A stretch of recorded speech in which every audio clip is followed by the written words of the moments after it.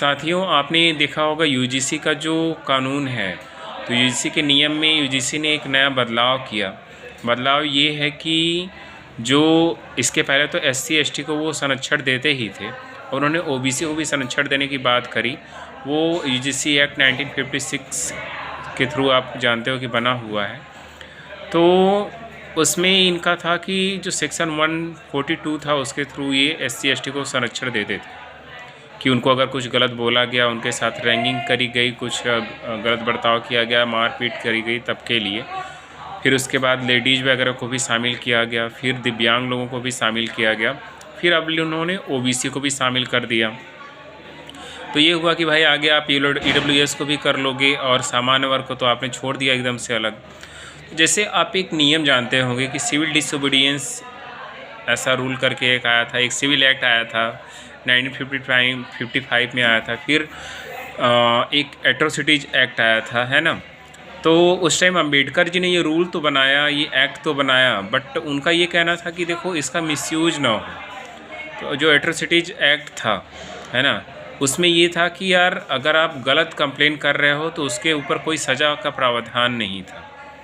जो university grants commission है, university grants commission का ये मानना है कि नहीं, आप को 15 दिन के भीतर कमेटी बना करके उस पर जो है उनको सज़ा देनी होगी उन स्टूडेंट्स को। तो इसमें ख़तरा क्या आ रहा है, दूसरे पॉइंट में मैं बता दूं आपको। ख़तरा ये आ रहा है कि जैसे कमेटी तो ये बनाएंगे, कोशिश करते हैं ज़्यादातर टाइम कि ये नहीं बनाते हैं, बना लेते हैं। तो बनाने में क्या है कि इसमें जो 5 मेंबर होंगे, 5 मेंबर में एक एससी के हो जाएंगे, एक एसटी के हो जाएंगे, एक महिला के हो जाएंगे, एक दिव्यांग के हो जाएंगे, और जो बचा एक है दिव्यांग के बाद वो भी उसी में से कोई एक हो जाएगा, ठीक है। तो जनरल कैटेगरी का तो कोई रह ही नहीं रहा, तो जनरल कैटेगरी की बात कौन रखेगा। पॉइंट नंबर 3 ये है कि जब जनरल कैटेगरी के खिलाफ हो रहा है तो जनरल कैटेगरी का कोई नहीं रहेगा, जनरल कैटेगरी की बात रखेगा कौन। तो उसको अगर गलत तरीके से उसको दे दी जाती है सज़ा, उसकी डिग्री भी जा सकती है, पुलिस केस में उसको 3 साल की कैद भी हो सकती है। तो ये सब पॉइंट्स को ध्यान में रखते हुए जनरल कैटेगरी ने बहुत शोर शराबा मचाया, देश भर में इसका बहुत विरोध धरना प्रदर्शन हुआ। अमित शाह जी के और मोदी जी के पुतले फूके गए, और फिर उसके बाद सुप्रीम कोर्ट में फाइनली पॉइंट नंबर 4 एक केस भी दायर करी गई। सुप्रीम कोर्ट ने इस बात को ध्यान में रखते हुए फाइनली सुप्रीम कोर्ट ने इस पर स्टे ऑर्डर जारी किया कि ठीक है, हम स्टे ऑर्डर जारी कर रहे हैं और आप जो है ऐसा नहीं कर सकते हो। ये देश में एक भेदभाव फैलाने के जैसा, एक जहर बोने के जैसा है, समाज में एक असमानता लाने के जैसा है।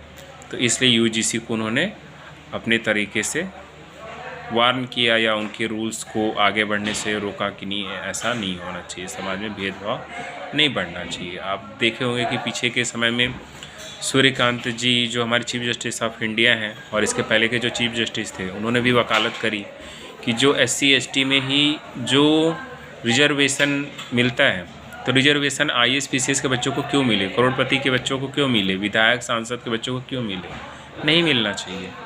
एक पीढ़ी में जिसको मिल गया अगली पीढ़ी में क्यों मिले। जब आपकी मजबूत हो गई पीढ़ी तो फिर आपके ही कास्ट के लोगों को मिले, बट ऐसे लोगों को मिले जो वंचित वर्ग के।